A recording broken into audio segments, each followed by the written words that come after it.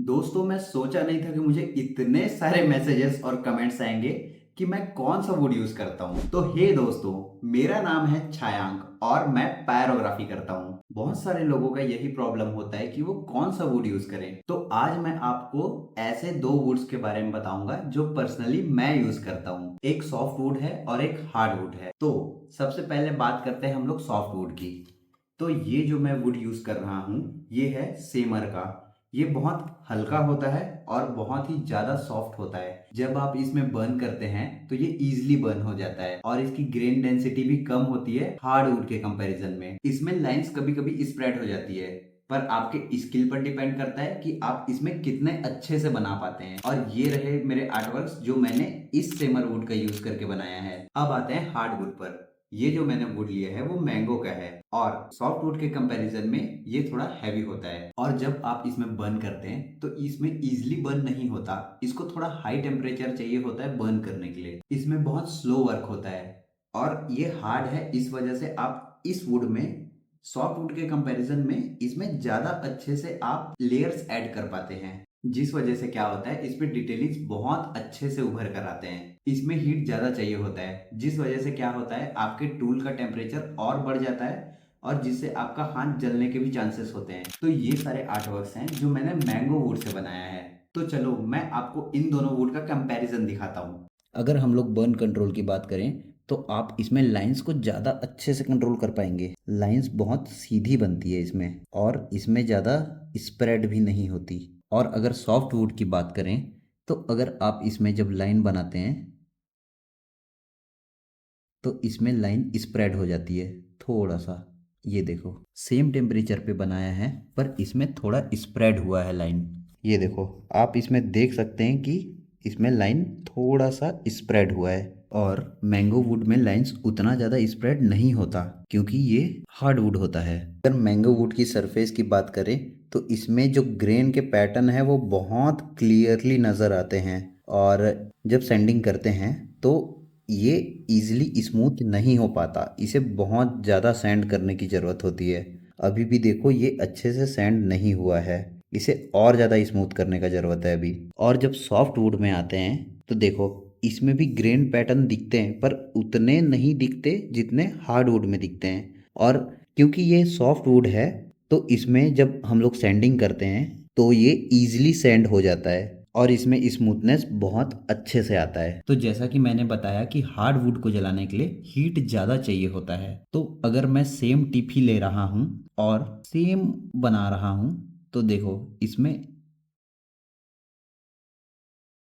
Heat ज़्यादा चाहिए होता है और ये इजीली बर्न नहीं होता।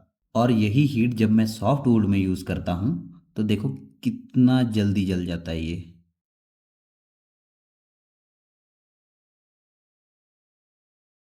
धुआं भी निकलने लग जाता है। तो अगर हम लोग स्पीड ऑफ वर्क की बात करें तो हार्डवुड में आपका आर्टवर्क बहुत स्लो हो जाता है क्योंकि इसमें जल्दी बर्न नहीं होता।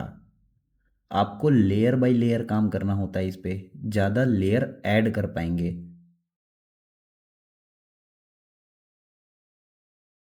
और अगर आप सॉफ्ट वुड में आते हैं तो आप ज़्यादा लेयर ऐड नहीं कर पाते।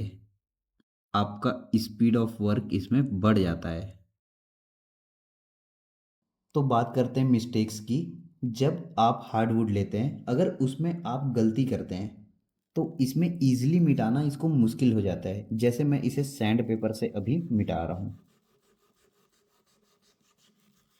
तो ये इजीली नहीं मिटेगा। ये देखो, ये इजीली नहीं मिटता। और वहीं जब आप सॉफ्ट वुड में आते हैं तो ये इजीली मिट जाता है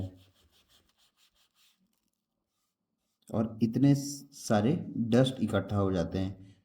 यही चीज़ हार्डवुड में नहीं होता। और अगर आप गलती कर लिए तो इसमें मिटाने के चांसेस, मतलब इसमें सुधारने के चांसेस ज़्यादा हो जाते हैं। ये देखिए, ये ऑलमोस्ट पूरी तरह से मिट चुका है।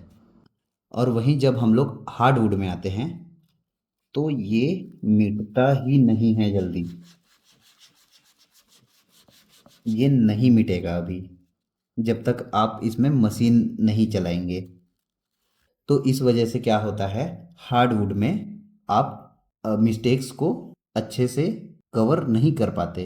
तो दोस्तों ये था दोनों वुड में डिफरेंसेस। और मैं पर्सनली मैंगो वुड को ज़्यादा यूज़ करता हूँ। हार्डवुड इसलिए क्योंकि इसमें डिटेलिंग ज़्यादा अच्छे से उभर कर आती है।